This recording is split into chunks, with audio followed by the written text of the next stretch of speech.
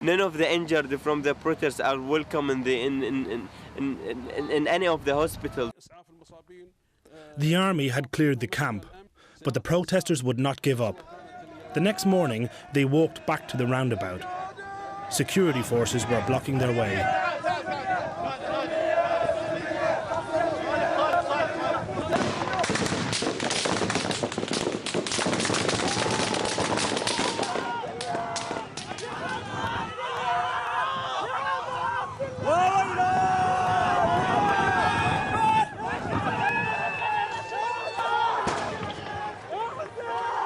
Condemned across the world, the regime was shamed into pulling the security forces off the streets. Just days earlier, King Hamad had made a rare TV appearance, regretting the previous deaths. In respect with what happened yesterday and today in the regrettable events, and they were the death of two of our countrymen, our sons.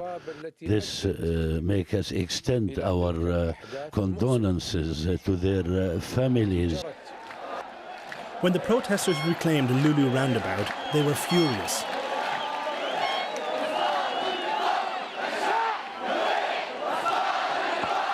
Calls for political reform had been replaced by demands for the ousting of the king and the end of the Al Khalifa family regime. Everyone is desperate to tell the world what happened. It shows all the people who is terrorists, Bahraini citizens or the government. He was standing here and he was raising his two hands. He was raising his two hands, nothing in his hands, but they shoot him. And they used to say peaceful, peaceful, peaceful, and they shoot him by the tanks here, by the army.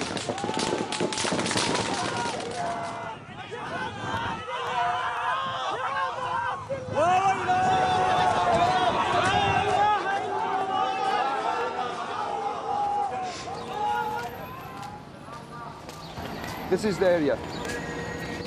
This is this guy, a young guy, a peaceful guy.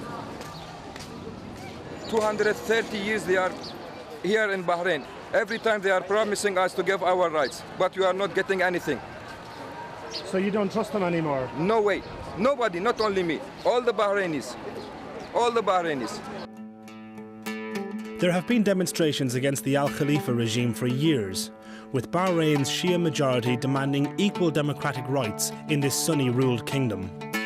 Frustrated young men out on the streets calling for access to jobs, housing and political representation. I was considered as one of the top students in the country, and this is why I was offered a scholarship to study in the UK. And then I had another opportunity to work in England as well as a professional engineer.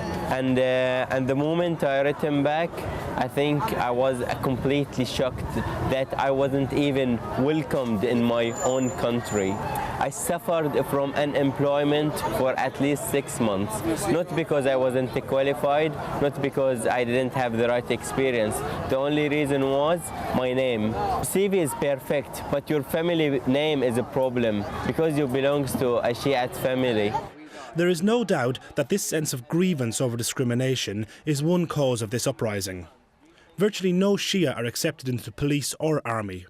The king brings Sunni immigrants from abroad to police the streets, giving them citizenship and housing.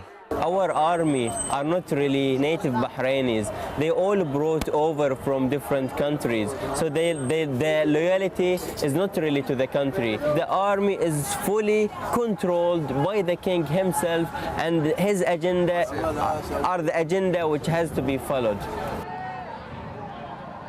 Last summer, demonstrations came to an end when the government clamped down, rounding up over 400 people and putting 25 on trial for allegedly plotting a coup, including the Bahrain blogger Ali Abdelimam.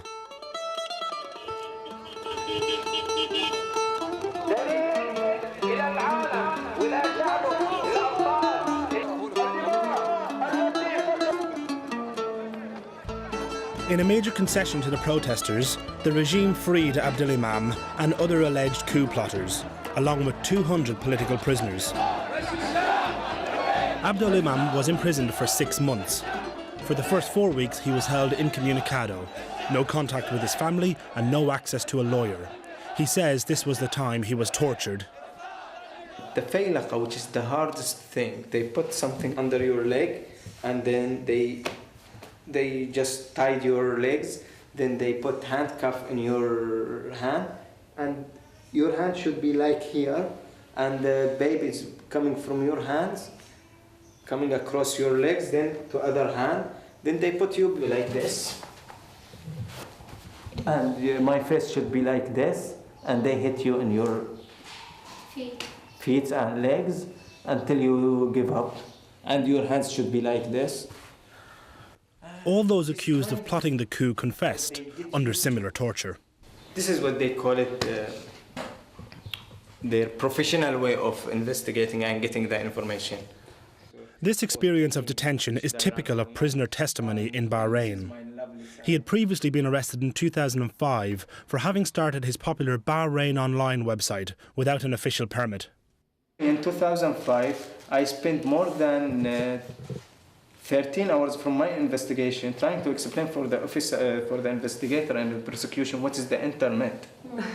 In 2005, but after 5 years, they don't know anything about IT still. While the authorities don't understand technology, the February 14th movement certainly does. I have to admit it, our generation, when we started the 90s Intifada, we couldn't get into that limit. We were not brave so much like these people. I have to just, what they call it, remove my cap, respecting them. Yeah. These are the new generation, the internet generation, and this is the this revolution coming from the internet. Yeah.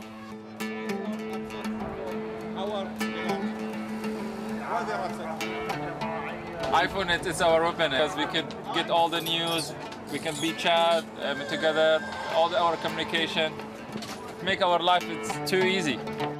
This technology means everyone knows what's going on, instantly, wherever they are. Even Bahrainis who weren't at the roundabout saw the images of the shooting and the horrific aftermath. They were uploaded to the internet from protesters' mobile phones and were broadcast around the world immediately. اختي بعيوني جبت البي دي اف قاعدين بهذا الاتجاه. اوكي اختي كلهم عندهم رشاشات على الارض مقعده. The impact of Abda Ali Al Singas, telling his story in his blood-soaked shirt, can't be overestimated. It's become one of the iconic images of the protest. The power of technology is giving a voice to the people that the government can't control. The point is, there is no center. It's not centralized. No, it's many, many heads together. There are thousands of heads, thousands of decisions, thousands of organizations. You cannot target one person and, okay, so this is the one responsible for 14th February. I'll pull them out, I can deal with them.